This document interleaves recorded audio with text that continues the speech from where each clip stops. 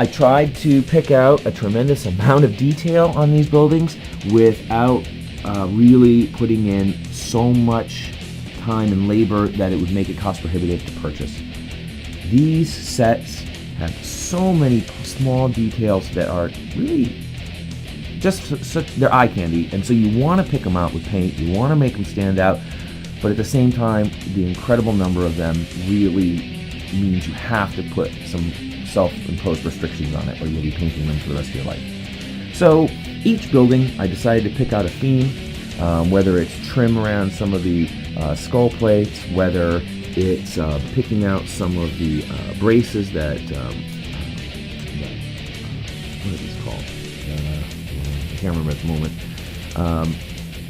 But some of the wall structure supports, whether it is picking out trim around doorways or some of the walkways, or in some buildings, leaving a lot of the trim off, again to provide that variability, or picking out a very simple motif to make the building stand out just a little bit, but without making it overly visually busy, which is always a risk with this kind of a set, I think. Well, the set comes with the 5 main buildings.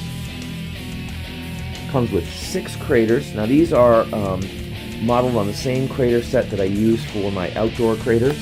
But what I did is I finished the edges with sand all the way down, and then painted them with a scorched urban scene appearance with a little bit more dirt to show that the ground has been ruptured and ejected material has come out. So you get 6 craters.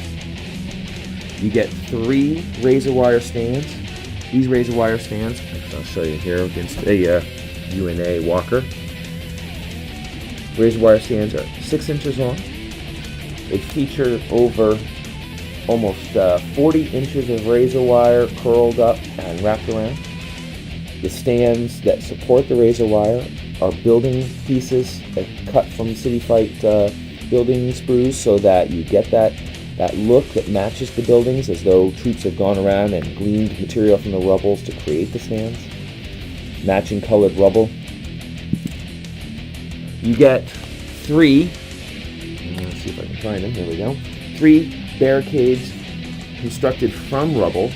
So these have large pieces, oil drums, building pieces that have been hastily propped up to make some protective cover fire. Cover from fire, I should say. And these vary slightly in their appearance in terms of overall height and density. These are 6 inches long as well. You get 3 of those. You get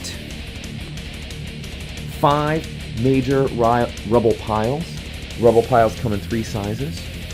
So you get a small rubble pile, small being about 4 inches long. You get 2 of those. You get 2 larger rubble piles. These are about 6 inches long. And the rubble piles are stacked high to provide true cover for your troops, so that they cover from a model's eye view about waist high here. And you get one, I'm going to this side of the table here, one large rubble pile. This is on a sort of a 9x6 base with 2 major piles of rubble on it.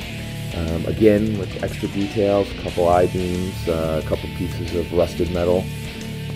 The rubble piles feature some flat areas around them, so troops could still walk between them. And this pile is designed to be high enough to give vehicles good cover support, and to cover walking models behind it entirely. So you get 5 rubble piles, 1 large, 2 medium, 2 small. And then you get a new release by me, which is the new Urban Barricade set. The Urban Barricade set is based on a modified jersey barrier, concrete being an easy material. Let's see if I can get down so you can see the profile here. I'll prop that up, there we go. So it's got a front side that's slightly sloped upward with a straight back. Doing some research on jersey barriers, I discovered that jersey barriers are actually intended to prevent the forward motion of vehicles. As the vehicle rolls over the barrier, it tips up the front and kicks up the undercarriage of the vehicle to lift wheels off the ground. So it's designed to stop vehicles from traveling too far. So I realized with that kind of thinking in their place, why try to go for something different? So I just sort of updated the look to a little modern look.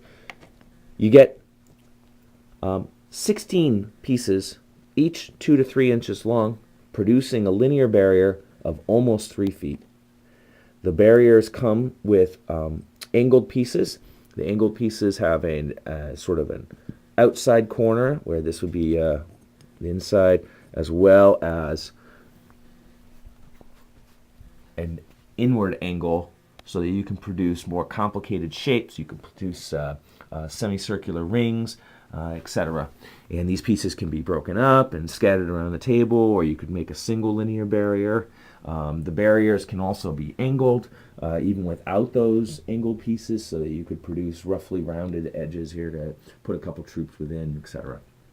So you get 16 of those pieces as well.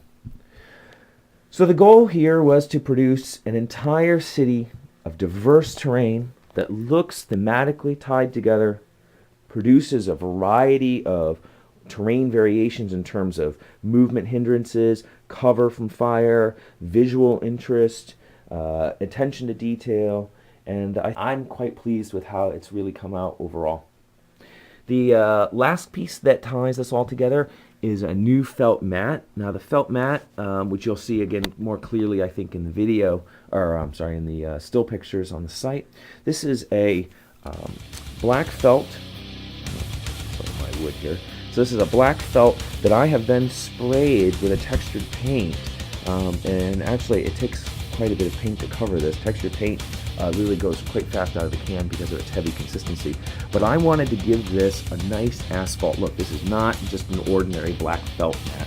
And so by applying that textured paint to give it the asphalt look, you give a nice urban feel, roadway feel in between the buildings without restricting the building placement, so that you can lay them wherever you want, count building edges as sidewalk if you want, and then you've got your table covered by that, which visually ties that together. So I wanted to give you a chance to take a look at the entire set and see how it's going to be released. This will be released as an entire set because it was designed that way. And for information on purchasing the set, you can always visit TerranScapes.com. But if you've already got urban terrain and you'd like a few of the individual pieces here to add to your collection, or perhaps an entire set of terrain is out of your price range at this time, and you'd like to build it incrementally, you can visit TerranScapes over the next several weeks to a couple months, and each of the components of this set will be released as a standalone option over that time period.